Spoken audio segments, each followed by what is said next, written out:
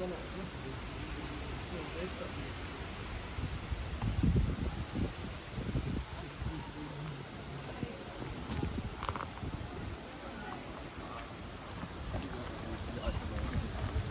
entspannter.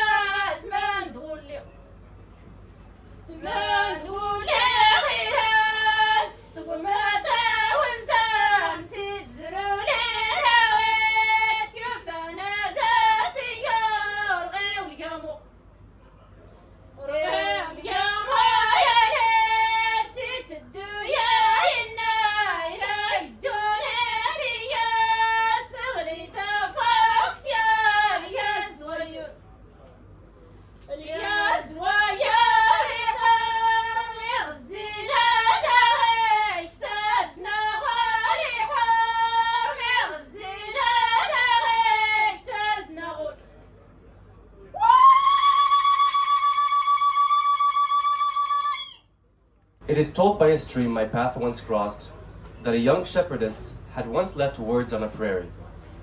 Oh, the words she left on that patch of grass!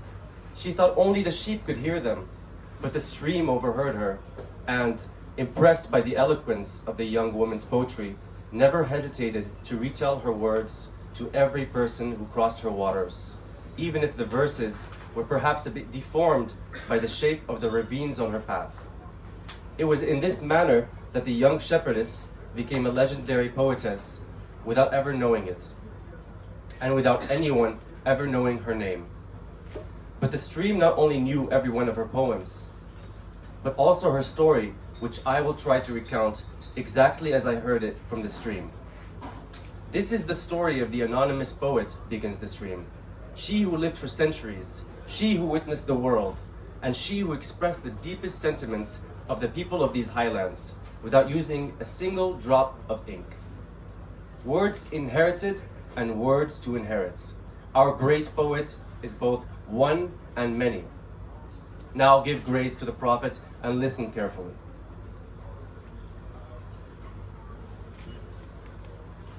Our dear poet was once herding her livestock high above the Kassel Valley, in the depth of the mountain which neither forest guard nor policeman can reach, a part of the forest where nothing can be taxed nor fined, and which those who live in the cities call the lands of anarchy.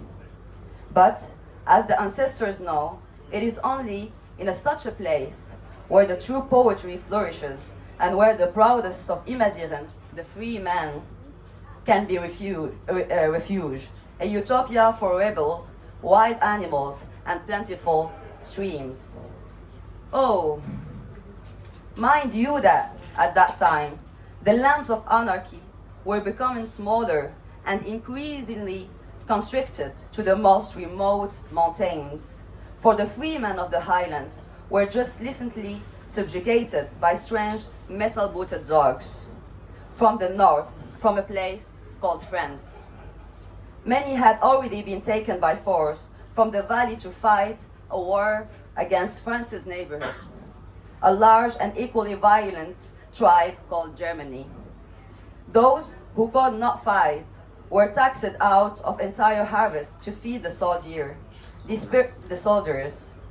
period was called the Year of the Ration, the Year of the Ration card, when the free men of the highlands, for the first time in history, had to put their hands out to beg for the very thing they themselves had produced. But two rebels refused both conscription and taxation, and one of them was there, hiding in the island of anarchy, where our dear poetess found herself with her livestock, that one day she could not see the solitary rebel, but she could hear him. She could hear him from a distance, howling lamentations of sorrow and love. A local notable, Qaid bin Isa, had just captured his comrade, the second rebel, to take him to Marrakesh by force. From there, they will send him to fight for French liberty and equality. Without warning, the first rebel was now on the run, away from his beloved Fatma. Our dear poet took his whole lamentation in and made them hers, transforming them in the process and repeating them from the top of every lush mountain and prairie. And so, in this manner, the rebel's word, her words, these words came to me.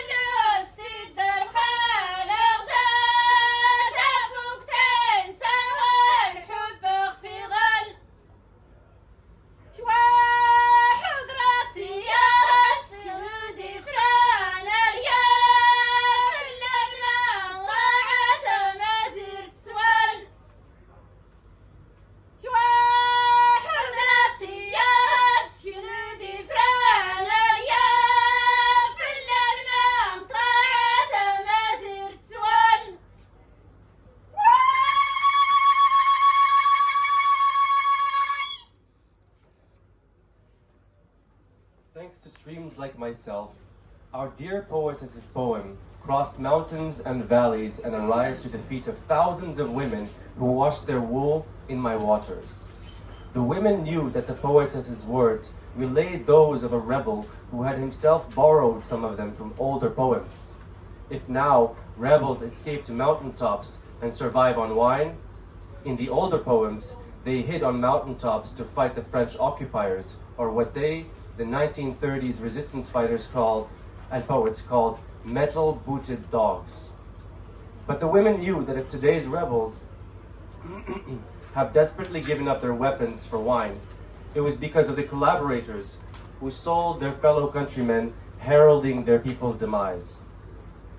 In this manner, on every riverbank where women stood, filling their gourds and washing their carpets, a poem emerged simultaneously across thousands of women's minds, as every single one of them fantasized and imagined thirsty, treacherous men incapable of drinking from my waters and wishing them eternal damnation in the afterlife.